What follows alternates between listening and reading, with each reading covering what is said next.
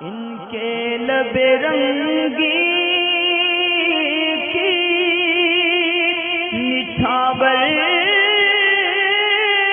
थी कि जिसने। मर्दों में जो कुल पार्ट हैं यानी नाफ से लेकर और घुटनों तक को, ये जो उनको छुपाना ज़रूरी है, नाफ उसमें शामिल नहीं है मगर एहतियात के तौर पर कि नाफ के नीचे से लेकर घुटनों तक जो छुपाना ज़रूरी है।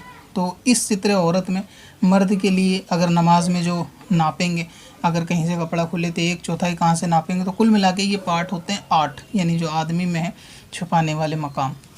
तो इनको अलग अलग 8 पार्टों में डिवाइड किया, मगर आला हज़रत अज़ीमुल बरकत ने इसको 9 शुमार किया, यानी इसमें 1 का इजाफ़ा किया। वो 8 पार्ट कौन कौन से हैं? सबसे पहले तो ये कि शर्मगाह यानी पेनिस जिसको बोलते हैं, ये मुकम्मल 1 पार्ट है औरत के। अगर इस पे से कपड़ा हटा तो इसकी 1/4 नापेंगे। इसी तरह पेनिस के नीचे जिसको आम ज़ुबान में फोते बोलते हैं या खुशियाँ वगैरह बोलते हैं, या हिंदी में शायद अंडकोश उसको बोलते हैं, वो मुकम्मल 1 पार्ट है। अगर वहाँ से कपड़ा हटेगा तो वहाँ से 1/4। इसी तरह दोनों रानें मर्द की, ये जुदा जुदा 1 पार्ट है, जिसमें से कपड़ा हटा तो 1/4 के एतबार से मैं बता रहा हूँ। रिपीट इसलिए कर रहा हूँ जिन्होंने पहला पार्ट औरत के नहीं देखे हों मसाइल, पहले वो एक दफ़ा देख लें कि औरत के जिस्म में कितने पार्ट हैं जो कपड़ा हटने पर अलग अलग शुमार किए जाते हैं। तो दोनों रानें उसमें अलग अलग 1 सित्र हैं और रान में घुटना भी शामिल है। तो इसलिए मर्द के अगर रान से कपड़ा हटेगा तो 1 रान से कपड़ा हटा तो घुटने से लेकर वहाँ तक का 1/4 उसमें जो है वो देखा जाएगा जिस्म खुलने के एतबार से, नमाज फासिद होने के एतबार से।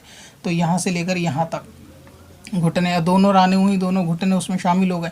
इसी तरह पीछे का मकाम यानी लेटरिन का मकाम, तो वो जो गोल दायरा है वो अलग से 1 सित्र है, अलग से 1 पार्ट है, वहाँ का चौथाई सिर्फ उसी दायरे में नापा जाएगा।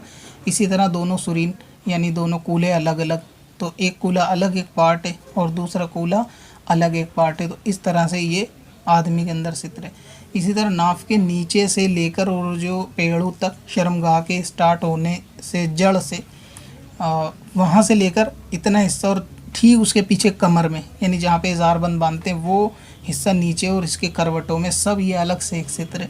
तो अगर यहाँ से कपड़ा हटेगा तो ऐसी सूरत में यहाँ का 1/4 नापेंगे। जैसे कि अक्सर सजदे में जाते वक्त जब बंदा कोई ऐसी जीन्स पहनता है कि जो पहले से ही उसने नीचे बांधी है, तो वो सजदे में जाता है तो वो और ज़्यादा नीचे हो जाती है। तो ऐसे में उसकी आधी कमर के करीब पीछे का कूल्हा नज़र आने लगता है, तो फिर ऐसे में उसकी नमाज फासिद हो जाएगी अगर उसने सजदा मुकम्मल कर ले। तो इस तरह ये मुख्तसर तफसील थी मर्द और औरत दोनों के जिस्म में पार्ट के एतबार से कि नमाज जो फासिद होगी वो किस तरह से, यानी किस पार्ट्स के खुलने में किस को किस तरह नापेंगे। तो इसको आप 1 मरतबा 2 मरतबा सुन लें, फिर किसी मस्जिद के इमाम साहब से इसको समझ भी लें, इंशाअल्लाह ताला आसानी हो जाएगी। पत्थर में हसन लाले पुरनवार